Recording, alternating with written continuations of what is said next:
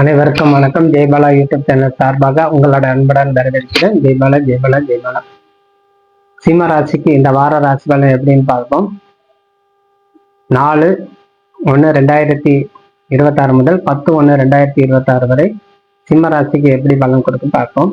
உங்க ராசியில அமர்ந்த கேது உங்கள் உடல் ரீதி பாதகம் கொடுக்கும், சற்று சோர்வு நிலை தன்மையை கொடுக்கும், மன போராட்டம் அதிகமாகவே உண்டாகும், மனதில் ஏற்படக்கூடிய ஐயப்பாடு யாருக்கிட்டையாவது சொல்லி தீர்க்கணும் அப்படிங்கிற எண்ணம் உண்டாகும்.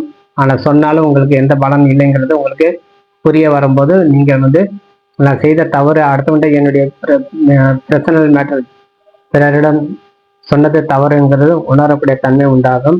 குரு பகவான் உங்களுக்கு லாபஸ்தானத்தில் இயங்குறதால் சந்திரனோடு சேர்ந்து இருப்பது 12ஆம் அதிபதி சேர்ந்து குரு பகவான் இருப்பதால் நீங்கள் செல்லும் இடம் சிறப்படையும். புதிய ஒப்பந்தத்தில் ஏற்படக்கூடிய தன்மை, ஏற்கனவே ஒரு வேலை விட்டுட்டு வந்திருந்தால் அந்த வேலை திரும்பி கிடைக்கக்கூடிய தன்மை உண்டாகும். தொழில் மாற்றம் ஏற்படக்கூடிய தன்மை உண்டாகும். தொழில் ரீதி ஏற்பட்ட பிரச்சனை நிவர்த்தி ஆகும்.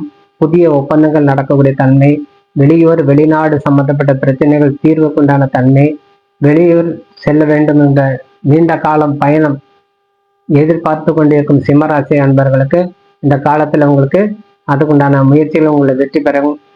ஆகவே இந்த காலத்துல நீங்க பாஸ்போர்ட் விசா போன்றவற்றை புதுப்பித்துக் கொள்வது சிறந்தது.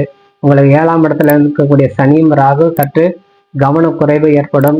இருப்பினும் சற்று ஜாக்கிரதையாக இருந்து நீங்க எங்க செல்ல நேர்ந்தாலும் விநாயகர் பெருமான ஒரு தேங்காய் சூற விட்டுட்டு செல்லும் போது உங்களுக்கு கை மேல் பலன் கொடுக்கும்.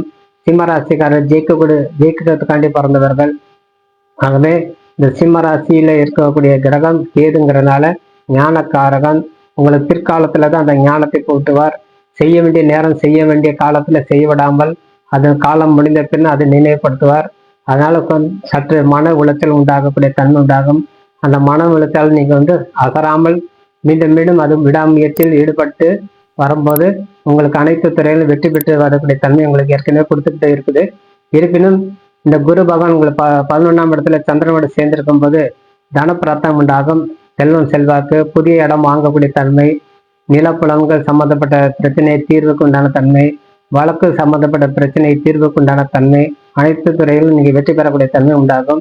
புதிய இடம் வாங்கணும், பிளாட் வாங்கணும் அப்படின்னு நினைக்கும் போது இந்த காலத்துல போய் நீங்க ஒரு தொகையை செலுத்தி வரும்போது உங்களுக்கு கைமேல பலன் கொடுக்கும். குரு லாபஸ்தானத்துல சந்திரனோடு சேர்ந்திருப்பதால் உங்களுக்கு ஒண்ணு செல்லும்.